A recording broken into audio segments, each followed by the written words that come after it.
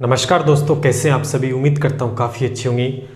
लगातार मैं देख रहा हूँ कि बहुत सारे कमेंट लगातार आ रहे हैं और काफ़ी दिनों से आ रहे हैं कि जो ग्राम सेवक का प्री एग्ज़ाम होना है 27 और 28 को, सर क्या कुछ हम स्कोर करें, कितना एक सेफ जोन हमारा रखें।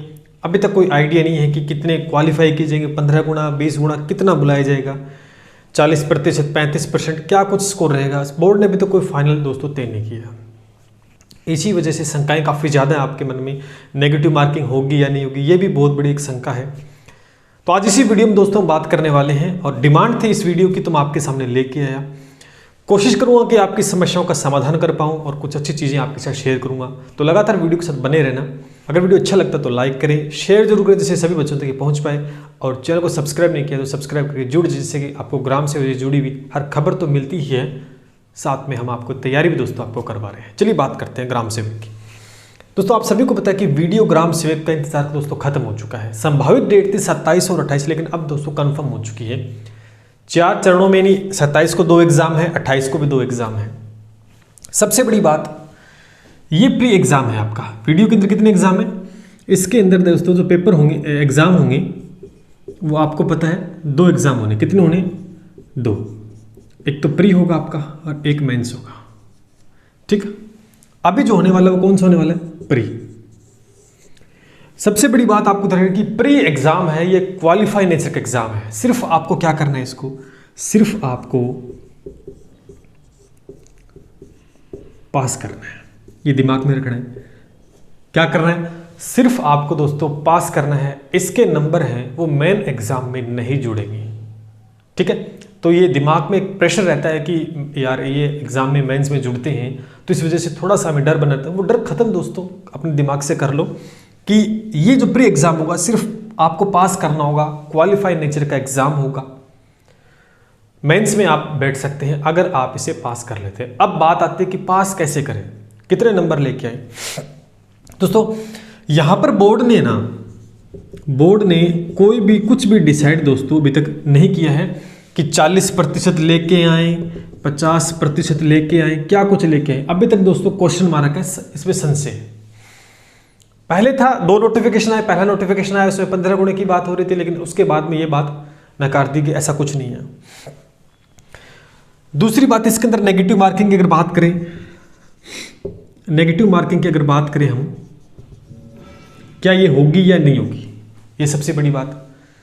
तो अभी तक देखो कोई ऐसा नोटिफिकेशन नहीं आया है कि नेगेटिव मार्किंग नहीं होगी, और ऐसा भी नहीं आया कि नेगेटिव मार्किंग होगी। जहां तक मुझे लगता है कि पिछली बार नेगेटिव मार्किंग थी, हो भी सकती है, उस बेस से मैंने बोला भी था पीछे, और बोर्ड अगर चाहता है तो नहीं होगी। लेकिन इसका संशय मैं ये मानता हूं कि ये बात है उजागर हो चुकी है, ये बात उठाई जा रही है, तो मैं मानता हूं कि पेपर से पहले हो सकता है, जहां तक लगता है कि 10 या 15 दिन पहले दोस्तों कोई बोर्ड नोटिफिकेशन जारी कर दे कि भी नेगेटिव मार्किंग होगी या नहीं होगी। लेकिन आपको घबराने की आवश्यकता नहीं है। घबरा जाते हैं हम कि नेगेटिव मार्किंग होगी तो ये हो जाएगा, लेकिन क्या होगा? कुछ नहीं होगा। ज़्यादा से ज़्यादा इतना होगा कि नेगेटिव मार्किंग अगर होती है तो हमें सेलेक्टेड और जो क्वेश्चन आते हैं हमें उतने ही करने होते हैं, और नेगेटिव मार्किंग नहीं होती है तो हम क्या करते हैं, फिर सारा ही सोपड़ा साफ कर देते हैं, सभी कर डालते हैं। ये डिफरेंस है। लेकिन आपकी तैयारी बहुत अच्छी है ना, तो मैं अगर बहुत अच्छी तैयारी है तो फिर ये नेगेटिव मार्किंग आपको कोई डरा नहीं सकते हैं, नहीं अगर नहीं होगी तो भी कोई दिक्कत आपको नहीं, क्योंकि आपकी तैयारी अच्छी है। आपको तो क्वेश्चन से मतलब है, क्वेश्चन आपको आता है तो आप सही कर दोगे। बात करते हैं यहाँ पर सेफ जोन की बात करते हैं, जिसके लिए वीडियो ये मैं बना के लाया हूँ आप सभी को। तो तैयारी कितनी है, जो पटवार का एग्जाम दे के आए थे वो लगातार अगर तैयारी कर रहे थे बच्चे तो काफ़ी अच्छा उनके लिए रहने वाला है। देखो थोड़ी सी बात कर लेते हैं। आप सभी को पता है कि क्वेश्चंस हैं वो कितने आएंगे, 100 क्वेश्चन पूछे जाएंगे, और नंबर कितना का होगा? 100 ही नंबरों का होगा आपका। देखो 100 क्वेश्चंस पूछे जाएंगे, 100 ही नंबर का होगा, क्योंकि एक क्वेश्चन 1 नंबर का होगा। सीधी सी बात यही है। अब बोर्ड क्या करेगा, एक नंबर डिसाइड कर देगा। कभी इस नंबर से ऊपर वाले जितने भी स्टूडेंट्स हैं वो सारे सिलेक्ट हैं मेंस एग्जाम के लिए।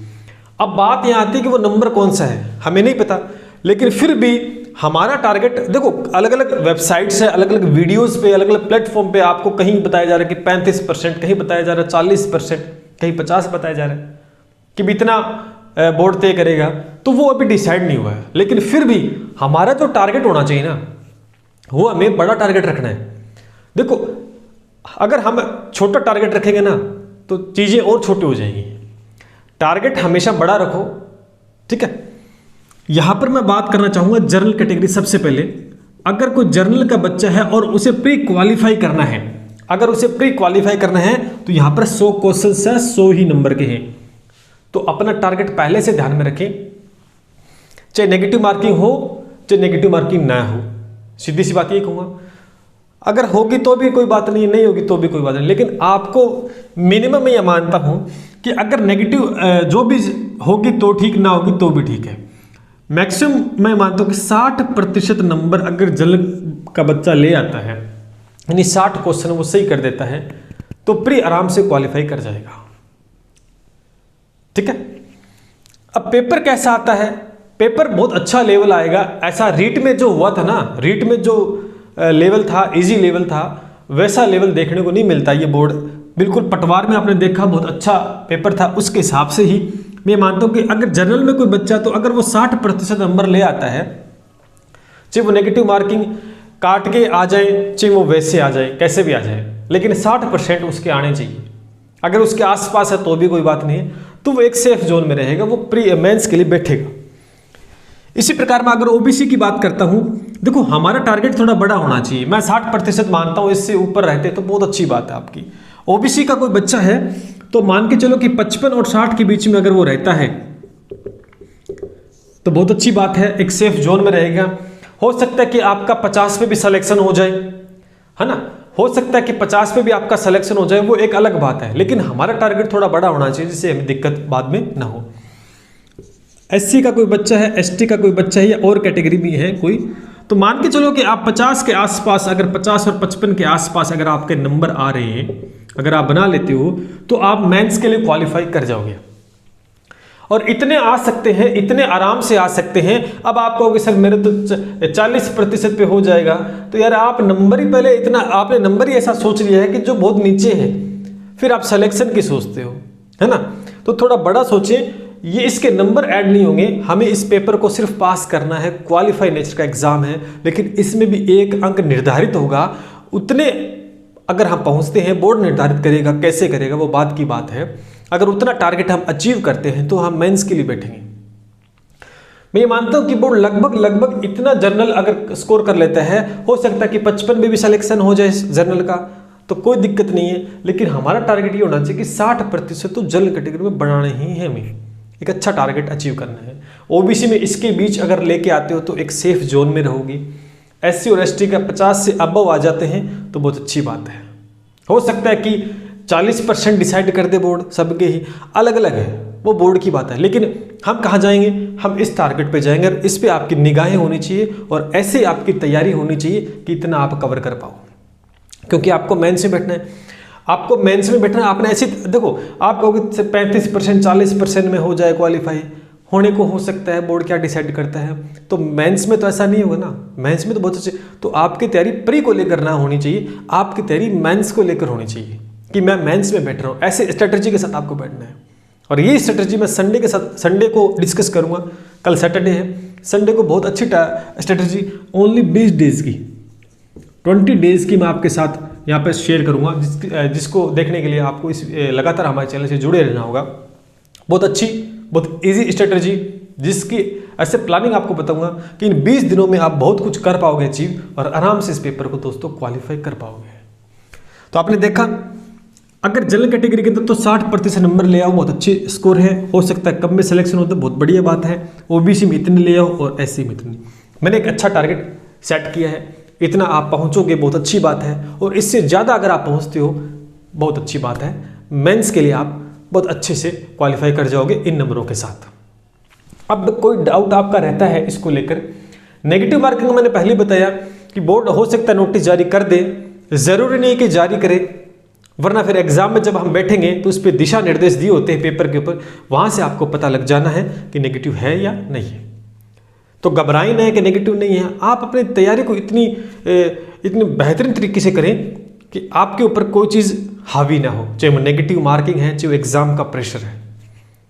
और फिर ऐसे बातें बनाने को तो कुछ भी बना सकते हैं, है ना, कि नेगेटिव मार्किंग थी, मुझे पता नहीं था, फिर आ गई, मेरा सिलेक्शन हो। ये तो देखो आप समझ सकते हो, ऐसी बातें नहीं होनी चाहिए एक स्टूडेंट के मन में। हमारी तैयारी कितनी स्ट्रांग है, बस यही मायने रखती है। तो उम्मीद करता हूँ जो बात मैंने आपके साथ शेयर की आपको अच्छी लगी होगी और आप समझे में होगे इस बात को। अब भी कोई शंका है तो आप पूछ सकते हैं कमेंट करके। और संडे को लगातार बने रहना, संडे को बहुत ही बेहतरीन वीडियो आपके साथ शेयर करूंगा। मैथ की क्लासें लगातार चल रही दोस्तों आप सभी के ग्राम सेवक के लिए, और 20 डेज की स्ट्रेटेजी आपके साथ डिस्कस करूंगा। मैं उम्मीद करता हूँ कि अगर 20 दिन मैं जो बताऊँगा अगर वो फॉलो करते हो तो ये एग्ज़ाम में कोई भी बोर्ड नंबर डिसाइड कर दे, लेकिन आपका मेंस के लिए सिलेक्शन होगा। मिलते इसी उम्मीद के साथ। जय हिंद, जय भारत।